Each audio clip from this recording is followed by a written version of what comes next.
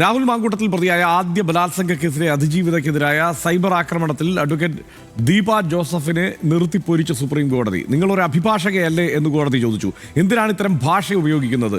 അതിജീവിതയുടെ വിവരങ്ങൾ എന്തിന് പൊതു ഇടത്ത് വെളിപ്പെടുത്തിയെന്നും കോടതി ചോദിച്ചു. വിവരങ്ങളുമായി ഷബ്ന ചേരുന്നുണ്ട്. ഷബ്ന, ഈ അഭിഭാഷക കഴിഞ്ഞ കുറേ കാലമായി തുടർച്ചയായി ഈ അതിജീവിതകളെ അധിക്ഷേപിക്കുക എന്നതൊരു തൊഴിലാക്കി ഡൽഹിയിൽ തുടരുന്നു എന്നുള്ള സ്ഥിതി ഉണ്ടായിരുന്നു. ഇപ്പോഴെന്താണ് കോടതിയുടെ ഇടപെടൽ?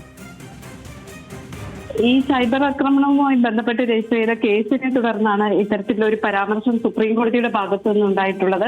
ഏതായാലും ചീഫ് ജസ്റ്റിസ് അടങ്ങുന്ന ബെഞ്ചാണ് ഈ അഭിഭാഷകയെ രൂക്ഷമായ ഭാഷയിൽ വിമർശിച്ചിട്ടുള്ളത്.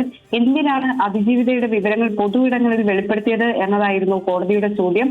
അതോടൊപ്പം തന്നെ ഈ ഹർജിയിൽ, അതായത് ഈ കേസ് റദ്ദാക്കണം എന്നാവശ്യപ്പെടുന്ന ഹർജിയിൽ ഇടപെടാൻ പറ്റില്ല, ഹൈക്കോടതിയെ സമീപിക്കൂ എന്നാണ് ചീഫ് ജസ്റ്റിസ് പറഞ്ഞത്. അഭിഭാഷക ഉപയോഗിച്ച വാക്കുകളിൽ ഞെട്ടലുണ്ട് എന്നും കോടതി ചൂണ്ടിക്കാണിച്ചു.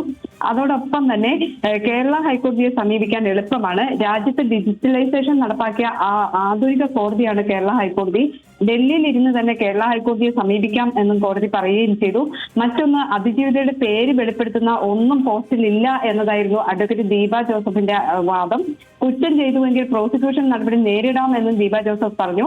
എന്നാൽ രാഹുൽ മാങ്കൂട്ടത്തിന്റെ അഭിഭാഷകയായാണ് താങ്കൾ പെരുമാറുന്നത്.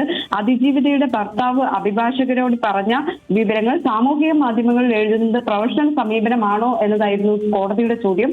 ഇത് ചെയ്തത് ഒരു പുരുഷനായിരുന്നുവെങ്കിൽ അറസ്റ്റ് ചെയ്യാൻ ഉത്തരവിടുമായിരുന്നു. സ്ത്രീ എന്ന പരിഗണന നൽകിയാണ് വീണ്ടും ഹൈക്കോടതിയിലേക്ക് ഈ വിഷയം വിടുന്നത്. അതോടൊപ്പം തന്നെ ഇത്തരത്തിൽ പ്രവർത്തിക്കാൻ നിങ്ങൾ ഒരു അഭിഭാഷകയല്ലേ എന്ന ചോദ്യവും വാദത്തിനിടെ ചോദിക്കുകയും ചെയ്തു.